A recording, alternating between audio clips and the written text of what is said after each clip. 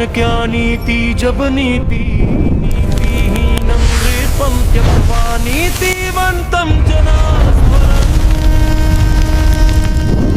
आसिस्लं शास्त्ररूपेण अकालं कालरूपिणं योजे जगति मौनैः सा चाणक्य प्रकीर्तितः।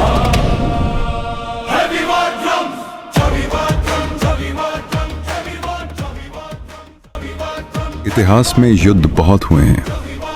कुछ रक्त से लिखे गए, कुछ तलवारों से जीते गए। लेकिन इतिहास ये भी जानता है कि कुछ युद्ध ऐसे होते हैं जो लड़े जाते हैं बिना तलवार, सिर्फ बुद्धि के बल पर। और जो युद्ध बुद्धि से लड़े जाते हैं वही इतिहास बदलते हैं।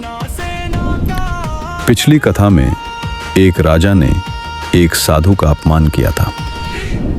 राजा को लगा था कि उसने एक भिक्षुक को अपमानित किया है, पर उसे क्या पता था कि उसी अपमान से एक क्रांति जन्म ले रही है। धनानंद समझ बैठा था कि उसने चाणक्य को हरा दिया, लेकिन वो भूल गया कि जब कोई साधु मौन हो जाता है तो वो हार नहीं मानता। वो सोचता है, वो योजना बनाता है, वो युद्ध की तैयारी करता है। क्योंकि चाणक्य लड़ता नहीं, चाणक्य शत्रु को स्वयं गिरने देता है। ये युद्ध मैदान में नहीं होगा, ये युद्ध तलवारों से नहीं लड़ा जाएगा, ये युद्ध मन में लड़ा जाएगा। जहां हर मुस्कान के पीछे शक होगा, जहां हर मित्र अगले ही क्षण शत्रु बन सकता है, जहां एक निर्णय पूरा साम्राज्य गिरा सकता है। हर युग में एक ऐसा बालक जन्म लेता है जिसे राज करने के लिए नहीं, राज बदलने के लिए चुना जाता है।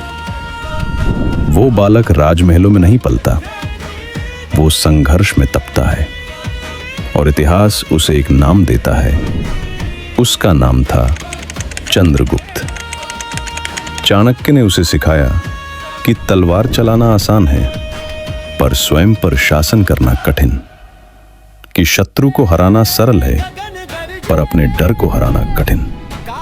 भूख ने उसे तोड़ा, थकान ने उसे झुकाया, पीड़ा ने उसे जलाया, लेकिन चंद्रगुप्त रुका नहीं, क्योंकि उसे राजा नहीं, योद्धा बनाया जा रहा था।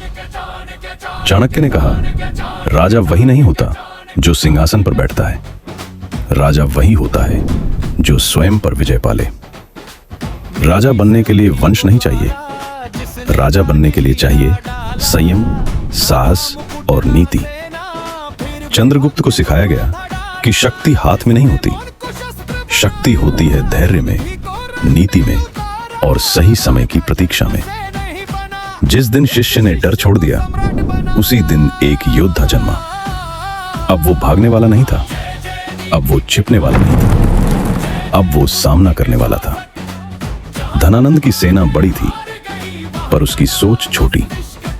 और याद रखो, जिस दिन राजा सोच में हार जाता है, उस दिन सिंहासन भी कांपने लगता है। युद्ध शुरू हो चुका था, बिना नगाड़ों के, बिना रणघोष के।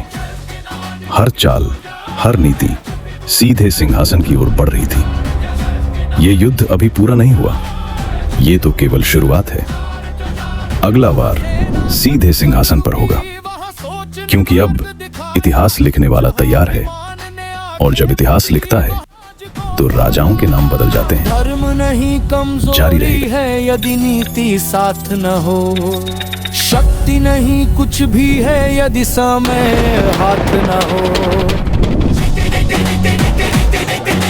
जय जय नीति के नायक, जय जय काल के साक्षी, जो अंधकार में दीप बने, जो सिंहासन के रक्षक।